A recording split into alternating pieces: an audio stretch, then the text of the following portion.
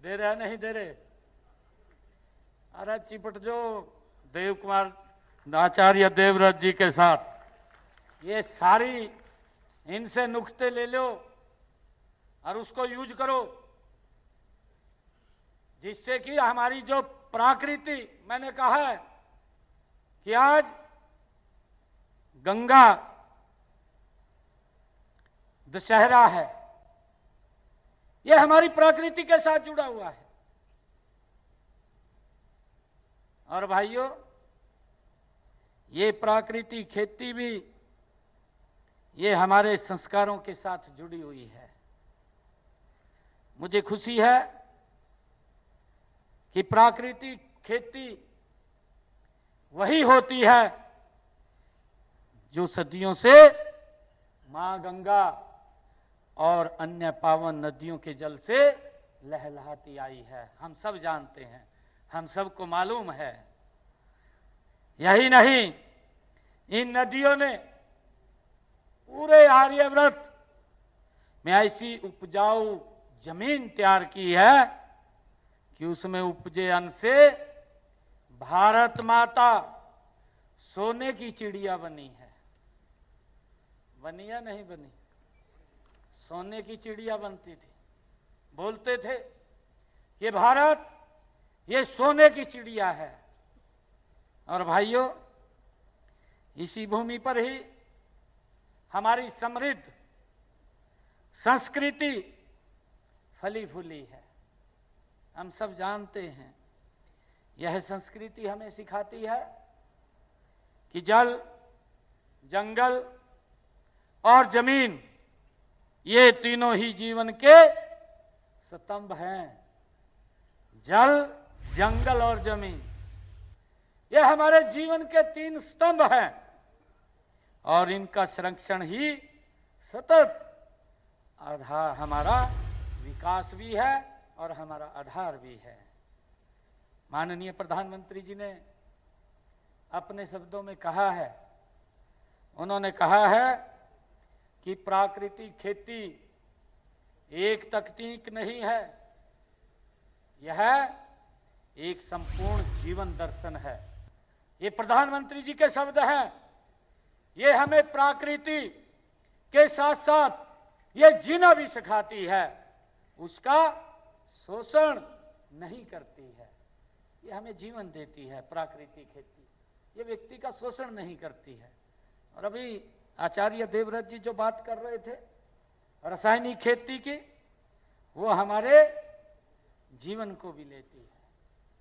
और हम तो उस संस्कृति में जीते हैं, जे संस्कृति में वसुधैव कुटुंबकम, ये पूरा विश्व ये सुखी रहे।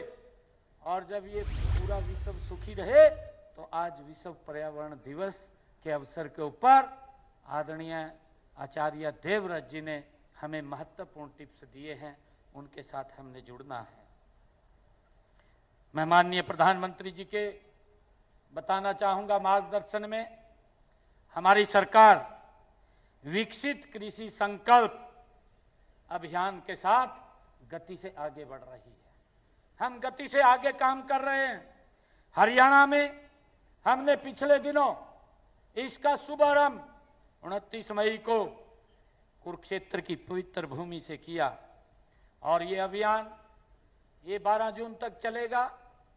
और इस अभियान का उद्देश्य है किसानों को प्राकृतिक खेती के साथ जोड़ना, नई तकनीक के साथ जोड़ना, योजना और नवाचार के साथ कृषि क्षेत्र में सुधार लाना, उसके साथ जोड़ना।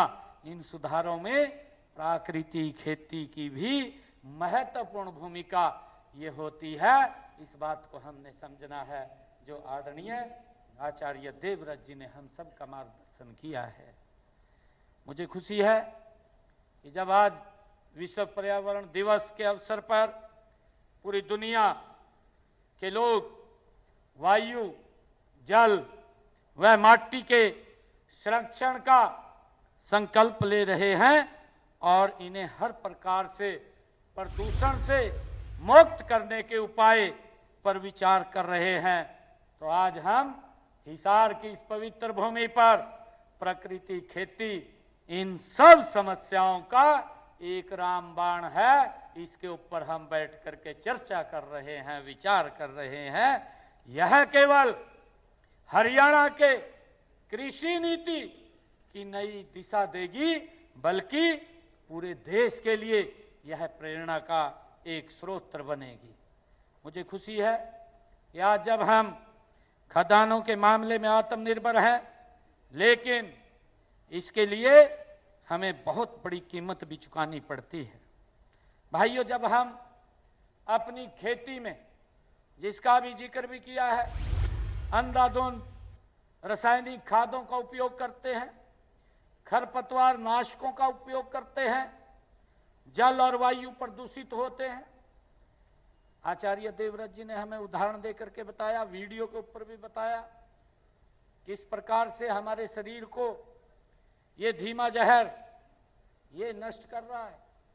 भाइयों, हमारी तो आंखों के सामने है। मुझे मालूम है एक समय के अंदर हमारा एक व्यक्ति 1 क्विंटल की बोरी सर के ऊपर रख करके वो ऊपर चढ़ जाता था। ये हमें ध्यान में है। परंतु देखते ही देखते जब से हम इस भरमार रसायन खेती की तरफ बढ़े हैं, ज्यादा पेस्टिसाइड और यूरिया की तरफ बढ़े हैं, भाइयों, सरकार ने निर्णय किया कि अब व्यक्ति 1 क्विंटल की बोरी तो नहीं उठा सकता, उसको 60 किलो कर दिया। 60 किलो के बाद फिर सोचा कि ये फिर नहीं कम उठा सकता, उसको उठा करके 40 किलो कर दिया, और मेरे ध्यान में अब वो 35 किलो कर दिया। यही है ना? है ये कैसे, ये हमारे जीवन के साथ कैसे जुड़ रहा, ये आप इसके ऊपर विचार कीजिए। कहां 1 क्विंटल की बोरी उठा करके चला जाता था। मेरे ध्यान में है, मैं अपनी बात बता रहा हूं। बोर फेल हो गया था हमारा। एक बार हम बोर कर रहे थे, खेत में लग रहे थे। ये वो जब बोर करते थे, बोर के दोनों साइड मट्टी की बोरियां रखते थे कि वो जल्दी नीचे चला जाए। आप ये यकीन मानिए, वो बोरी पूरी मट्टी की भरी।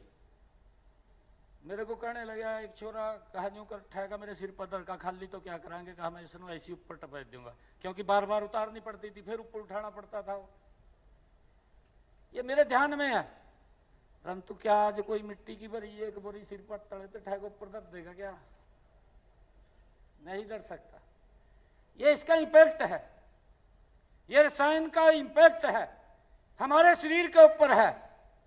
आने वाली पीढ़ियां हमारी मजबूत सशक्त रहें, उसके लिए प्राकृतिक खेती की तरफ हमें बढ़ना होगा। उत्तम खेती बोलते भी थे कि उत्तम खेती, मध्यम व्यापार, अदम चाकरी, बीख निदान। भाइयों, ये बात बोलते थे। ये हमारे बोलचाल की भाषा में ये बातें आती थी, और उस समय हमारी जमीन अत्यंत उपजाऊ भी थी, जिसका जिक्र अभी उदाहरण के तौर पर भी आदरणीय हमारे आचार्य देवव्रत जी ने किया है। खेती रासायनिक खादों और कीटनाशकों के सहारे नहीं होती थी, बल्कि प्राकृतिक ढंग से ही की जाती थी। हम सबको मालूम है, गोबर, गौमूत्र से बनी खादों का ही प्रयोग होता था। सीमित साधनों के बावजूद उस जमाने में किसान इतनी अधिक पैदावार करने में सक्षम होते थे। अभी आचार्य देवव्रत जी भी बता रहे थे, क्योंकि मुझे भी मालूम है, मैंने तो बहुत इसके अंदर काम किया है। अगर आपने 1 एकड़ के अंदर 4 ट्राली गोबर के खाद की डाल दी, और 1 एकड़ के अंदर आपने 1 ट्राली डाल दी, एक में एक भी नहीं डाली, आप तीनों का अंतर देख लीजिए। फसल का तीनों का अंतर देखना। जिस एकड़ के अंदर आपने 4 ट्राली डाली है, उसके जो पैदावार होगी उसकी पैदावार को देखिए, जिसमें 1 डाल लिया उसकी पैदावार को देखिए, और जिसमें आपने 1 भी नहीं डाली उसकी पैदावार को भी देखिए, जिसके अंदर आप खाद के, रासायनिक खाद के ऊपर निर्भर है। ये हमारी प्राकृतिक खेती की तरफ आचार्य देवव्रत जी ने बड़े उसको आपको समझाया है कि हम प्राकृतिक खेती की तरफ हमें जाना होगा, ताकि हम अपने आप को भी बचाएं और समाज को भी बचाएं, दुनिया को भी बचाएं। ये हमारी जिम्मेवारी है। मुझे खुशी है बताते हुए कि प्राकृतिक खेती सही मायनों में ये दैवीय खेती होती है। प्राकृतिक खेती ये दैवीय खेती होती है।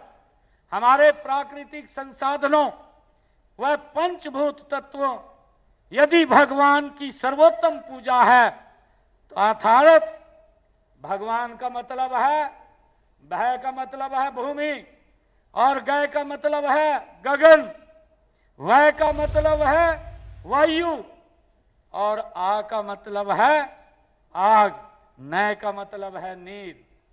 भाइयों, ये भगवान से, इन तत्वों से जिसकी हम पूजा करते हैं, ये प्राकृतिक खेती में हमें दिखाई देते हैं। हमने प्राकृतिक खेती को बढ़ावा देने के लिए प्रदेश में 2022 में हमने प्राकृतिक खेती योजना इसका शुभारंभ किया, और इसमें लगभग 97 करोड़ रुपए का प्रावधान हमने बजट से इसके अंदर किया है, और इसे हर वर्ष हम बढ़ाने का काम कर रहे हैं। इसके अलावा हमने प्राकृतिक खेती पर एक पोर्टल भी शुरू किया है।